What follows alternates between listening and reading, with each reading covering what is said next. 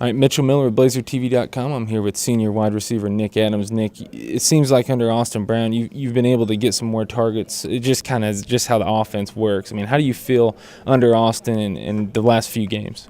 Austin did a very good job, picking us up in Ohio State and bringing us throughout, whoever else we played. But Austin did, he's very content and, he step up in the pocket and he tries, even when the players bust, he tries to make a play, and he's been doing a real good job, and I really appreciate him, man, really. With a guy like Patrick out, what do you have to do to adjust? Is it just somebody coming into that role? Are you so deep that you can really just kind of run the same kind of offensive play calling that you would do normally? For me, it's more mental because, Patrick is my best friend and also we share an apartment together. So, looking at him down and out and he's coming back, and trying to show us some enthuse all the receivers and things like that. But, we have the athletes. We have a lot of athletes that could really step up really and play. Stephen Herring, he was a backup guy, behind Pat, and he's stepping up. Rock Brown, he's stepping up. A lot of guys stepping up. Wiley Adams is stepping up too. So we're trying to keep it moving forward. But we show love Pat back. Pat do a good job at everything he does. So, but it just makes me even more hungrier to try to make more plays and try to carry more of the team on my back when I can. Try to do just everything I could, me, Jackie, JJ, and Jay Davis, so, And everybody has been stepping up, as you can see yesterday. I mean, Saturday rather, there was a lot of receivers getting in on the ball. So it was exciting to see that. Even when Patrick does get to come back, he gets to be involved in an offense where there's a lot of more guys that have playing time. When you go against a team like Houston, they like to pass the ball as well. It's kind of similar situation. They feel like they've had a rough start. They're better than their record. You guys feel like you're better than your record. And when you go against a team that likes to pass so heavy, you hope that your defense does step up, and you have confidence they will. But if it does become a shootout, you guys are pretty confident that you're going to be able to make that big catch at the end of the game to get the score.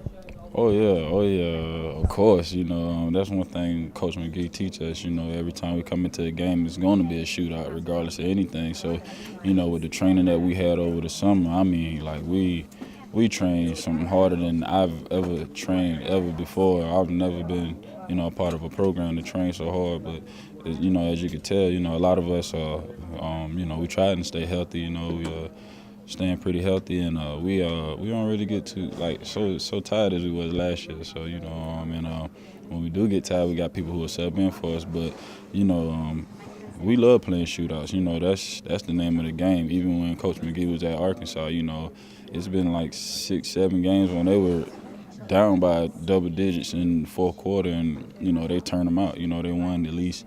They only lost 2 of those games. So as you can tell, we're a four-quarter team. We're going to fight regardless of anything. So, and Coach McGee has said since the beginning, since he's been here, that the point of the game is to have more points than the other team. No matter what the defense is doing, no matter what the offense is doing, at the end of the game you got to have more points. And if it comes down to it, if Houston's scoring, you guys need to score back, and you're confident you can do that. How much does a running game help? I mean, I know that you guys have started to get a lot of running backs, even in the passing game. Greg Franklin particularly. I mean, I know there was a couple plays where he'd line up in the quarterback and get the ball and have a switch off to Austin Brown, and then he'd run down the field and have a big gain. So how valuable is it to just have those weapons in your arsenal?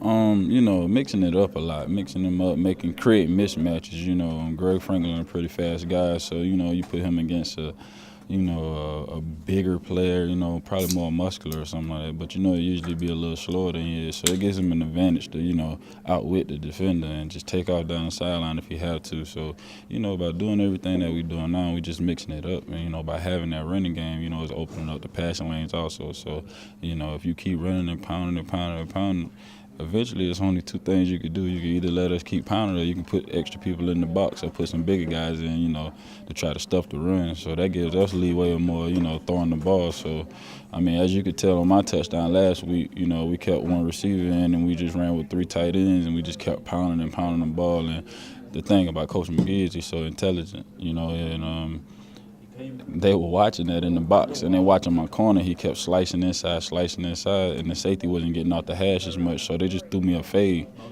ball, you know, and it was an easy touchdown. It was just like, throw the fade to Nick, you know, and it was just there. Because that same guy did the same thing, he kept shooting inside, so it was just easy, you know. The easy touchdowns are the best ones, right? Yeah, those are the best ones, you know, because, you know, it was easy, but, you know, at the same time, though, in respect of, you know, their defense or whatever, you know, they played a pretty good game, even though, you know, we put up a lot of points. But, you know, they had we had more mistakes, but, you know, we hope to keep everything going. You mentioned mistakes, and when you talk about this team, there's a lot of penalties that it looked to be corrected last week. I mean, there were some penalties, but a lot of those early mistakes, the jitters are gone now. It looks like, and you guys are coming back as a more complete team. But part of the running game and part of being able to do that, I'm sure for you, is to block. And so you guys have to be able to block. I know there was one, even JP when he was in the game last week had to run up the field and just start blocking. I mean, there's so much of that has to go on. I mean, how do you guys feel like as a receiving core that you guys are doing blocking the ball? That's one thing our coach preaches is block. You know, block when you're on play side, block when you're sprint cutting off, block just blocking assignments. I mean, I felt good, you know, from this past game where, you know, Bashir scored his touchdown, and he really, you know, the play was really going to the right, but he cut it back to the left, and me and Rock Brown was in at the same time, and, you know, Rock, he did a nice block on the safety that could have touched Bashir, but he ended up not even being in the picture. And me, the corner, you know, he saw the whole play. And I happened to catch, you know, his shoulder in a spot where he couldn't even get to him, and JP led him on around the corner against the linebacker. So, I mean, blocking to our coach, Ron Signer, Coach Sig, you know, that's the most important thing, you know, to be a complete receiver, because he said, you know, in our sleep we can run routes and catch balls, but it's the little things, you know, the little things with him that really, really matters. You know, he loved to see us, you know, make a catch, you know, but he'll shake our head and tell us, you know, don't be satisfied, you know. But when you go out there and make a big block or something like that, you know, he'll come and give you a big, you know, make sure, you know, he keep it professional, but he give you a, you know, hey, you did that, boy. Hey, keep on doing that, you know. So blocking to us is very important, you know. And when you catch a pass or a touchdown pass or even just a big yardage catch, I mean, you feel good about it. But for a play like that, when all the receivers come up, when everybody's on the same page and they all get those blocks for a running back like Bashir to get into the end zone, it's got to be a good feeling just to go on that sideline and know, hey, we were a part of that touchdown too. Oh, yeah, most definitely. You know, Jay Davis' touchdown, you know, the catch that I had, the long catch that I had, you know, it wasn't just me out there, you know, it was my guys, you know, all of us running, you know, particular routes.